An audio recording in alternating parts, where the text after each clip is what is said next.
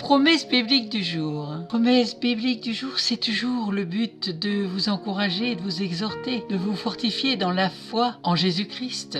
Aujourd'hui, parlons du pardon. Pardonner, c'est un style de vie, c'est un choix, c'est une décision. Il y a des étapes dans le pardon. Dans le pardon, il y a ce palier de se pardonner soi-même.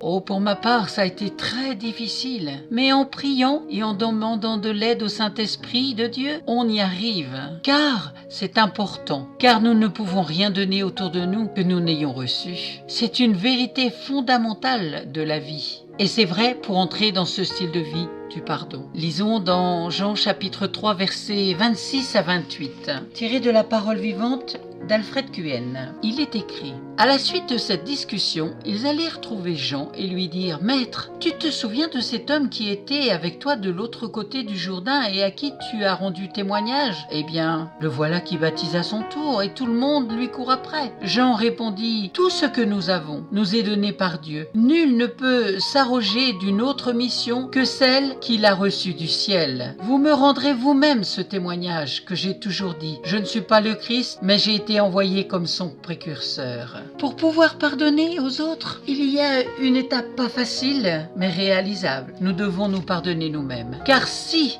dans mon cœur, je reçois le pardon, je peux le donner. Mais si je ne reçois rien, je ne peux rien donner. Avec cette clé, nous éliminons beaucoup de choses dans notre vie, telles que le rejet de nous-mêmes, la culpabilité, les complexes et bien d'autres choses encore. Ainsi, nous pouvons nous voir comme Dieu nous voit, à travers la grâce. Sans cette première étape à passer, vous ne pourrez entrer dans ce style de vie et vous serez toujours en lutte avec vous-même et les autres. Lorsque je suis dans ce style de vie du pardon, plus rien ne peut m'atteindre, car je suis dépouillé de mes sentiments charnels, composés de crainte, de jalousie, de rejet de soi-même, de complexe, de quête d'amour, d'égoïsme et de recherche d'élévation. En quelques mots, l'absence des fruits de l'esprit, comme il est écrit dans Galates chapitre 5, verset 22, toujours dans Parole vivante d'Alfred Cuen. Car l'Esprit de Dieu produit bien autre chose. Le fruit de l'esprit, c'est l'amour, la joie, la paix, la patience, le bon caractère,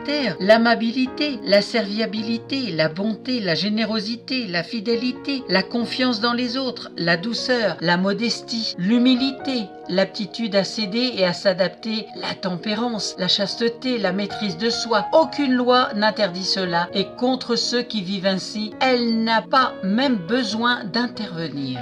Il y a toujours une solution à tout. C'est décider de vouloir changer. C'est aussi le but du Seigneur avec l'esprit de résurrection. Être recréé en lui. D'ailleurs, dans Actes chapitre 2 verset 38, il est écrit: Pierre leur dit: changez d'attitude et que chacun de vous soit baptisé au nom de Jésus-Christ pour le pardon de vos péchés et vous recevrez le don du Saint-Esprit. Et dans le psaume 86 verset 5, pour terminer: oui, tu es bon Seigneur, tu pardonnes, tu es plein d'amour pour tous ceux qui font appel à toi. Amen. À très bientôt. Merci pour votre attention.